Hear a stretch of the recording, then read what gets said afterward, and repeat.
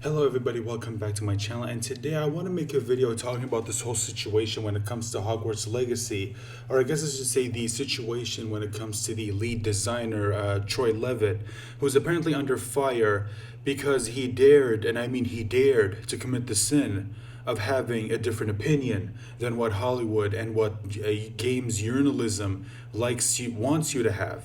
So let's go ahead and take a look at the situation. Now, what exactly happened for anyone who doesn't know? Just a little bit of context. Well, it turns out someone on Twitter, someone online, we'll get to that person, decided to point out that the lead designer for Hogwarts Legacy, whose name is Troy Levitt, I hope I'm pronouncing that last name correctly, but apparently the guy used to have a YouTube channel where apparently he discussed videos that a lot of these people online do not like you discussing.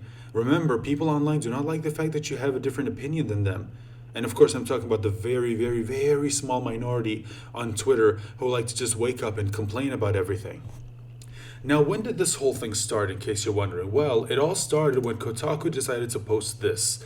They decided to say Hogwarts lead designer used to run anti-social justice YouTube channel. And you can see a lot of people are saying, yeah, like here's the thing, a lot of people don't care. Or a lot of people say that, you know what, if he had a YouTube channel where he called out the shit that you see online, just like this person says, good. But here's the thing: the official information didn't come from Kotaku.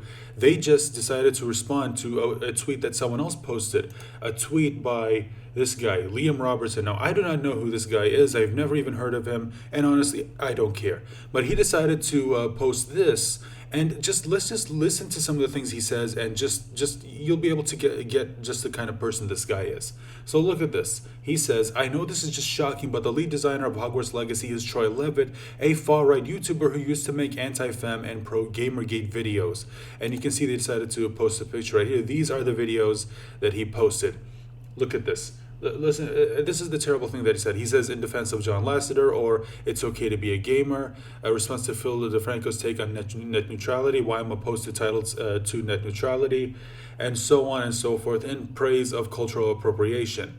He also says a female game developer fired for a sexist tweet, and so on and so forth. The legacy of Anita's tropes versus women, and you know the second you talk about Anita Sarkeesian, if you're not bowing down and kissing the floor that she's walking on, then yeah, apparently you're a terrible person. And listen to just some of the things that this person says. I want to make something clear here. I'm not trying to cancel anyone. Yes, you are. Shut the fuck up. You even went so far as to call them a far right. And this is just another problem. Or I guess it's part of the problem.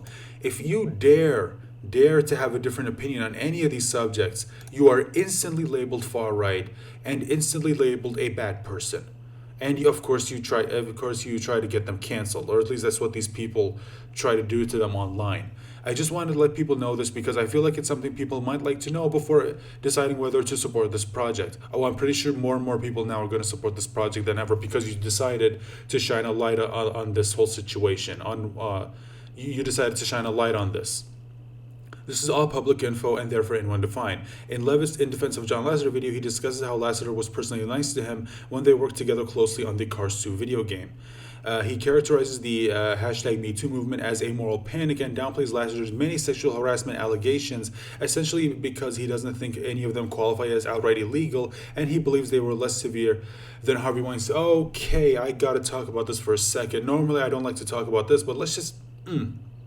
I can't let this one go. Let me get this straight. So you think... Now, first of all, let's talk about the whole thing with John Lasseter, because I actually got another video talking about where I want to discuss something that involves him. Let's just talk about John Lasseter for a second. What were some of the allegations that that were levied against him? Well, apparently he liked to hug people, and apparently he liked to put a hand on the shoulder or a hand on the knee. Now, look, whether or not you like that or not, of course, depends on the person. And if you don't like it, of course, you got to make it clear to people that you don't like this kind of stuff. That's fine. Nothing wrong with that. Here's the thing, okay? This guy specifically says these are allegations. Specifically allegations, not proven, i.e. none of these things have been proven. And now, granted, just because it hasn't been proven doesn't mean it doesn't happen. Of course not. Just because it didn't get proven doesn't mean it didn't happen. Of course not. I acknowledge that. But let me ask you something. If what happened with John Lasseter was true, if he was doing all of this illegal shit, behind the scenes, if he really was doing that, Disney would have fired him instantly. They would have fired him. Instead, what happened? They let him write out his contract and then he left. Okay, why would they do that? Because Disney as a company does not like to have any bad PR. Disney, what do they like to do? Okay? Because all of this stuff came out about, because all of these people came out and said all these things about John Lasseter, they knew that they were going to get a lot of bad PR because of this. So what did they do? They said, you know what, we'll let you write out the contract because we know that if we fire you that day, if nothing happened, then guess what? John Lasseter can sue them for wrongful termination. So what did they do? Instead, they said, you know what, we're going to let you write out your contract and then you can leave. And what happened? He got picked up by Skydance. Okay, now let me ask you this. If John Lasseter was doing something that was on the level of Harvey Weinstein, do you really expect me to believe that any company or any person would even want to work with him if what they say that he did was true, if it really was on the level of Harvey Weinstein? Seriously, do you really think that if anyone actually knows for a fact that what he did was on the level of Harvey Weinstein, do you think anyone would want to work with him? Do you think any woman would want to be anywhere near him? And instead, we started getting news of what happened. People who used to work at Disney are leaving, and they're going to work for the same company that John Lasseter is working in. Don't worry. Again, I'm making another video talking about that because I do think it's something that does interest me. I don't want to talk about it, but that's not the point of this video. But that's just, and again, here's the thing. John Lasseter, the accusations were levied against him. Of course, they were nowhere near as bad as Harvey Weinstein. Harvey Weinstein was a fucking pig who was forcing people to sleep with him in order to get, rewards.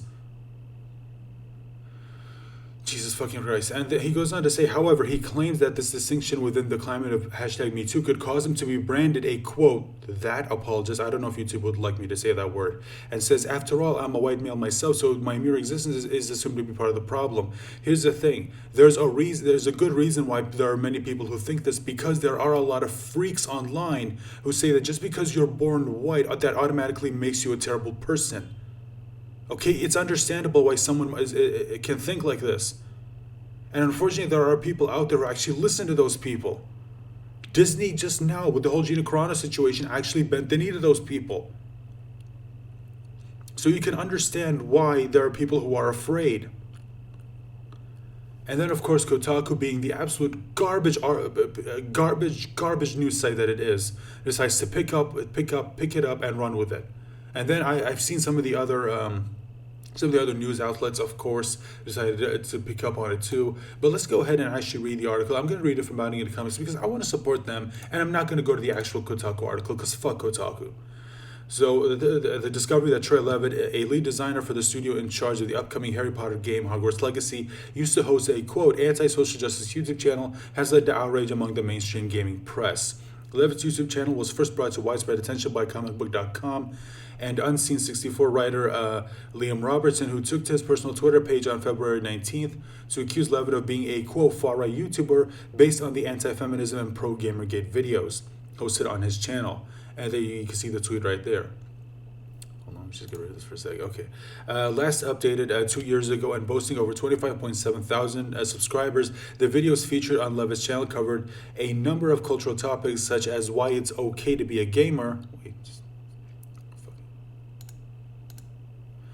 It's okay to be a gamer, the injustice of social justice, and the legacy of Anita Sarkeesian's failed trope versus women series. And again, they decided to post a screenshot of his actual YouTube channel right there.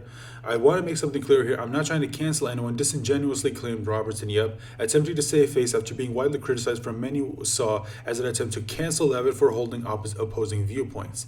And he goes on to say this stupid shit right here.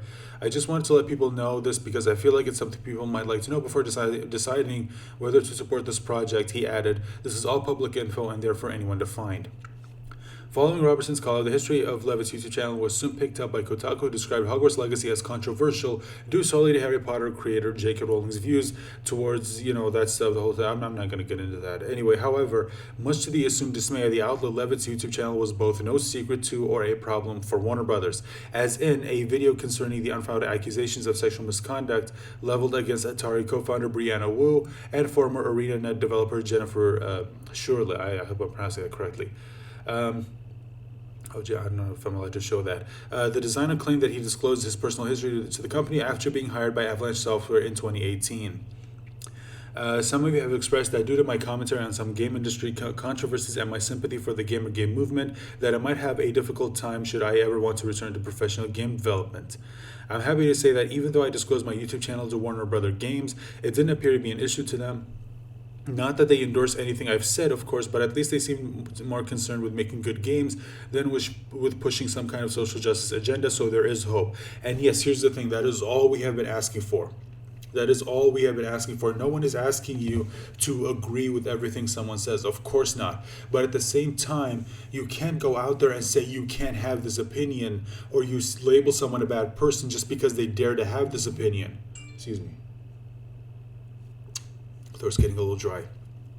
To a similar end, Levitt also lists his full game development history in the About section of his YouTube page. In an effort to validate their outrage towards Levitt's channel, sorry if you can hear that. Kotaku also concluded that their article by citing how several users on popular gaming forum Reset Era have asked modern moderators to ban Hogwarts Legacy discussion altogether due to Rowling's influence on the franchise and Levitt's work as a lead designer, a request moderators seem to be taken seriously. Oh, Jesus. Following report on... Here's the thing.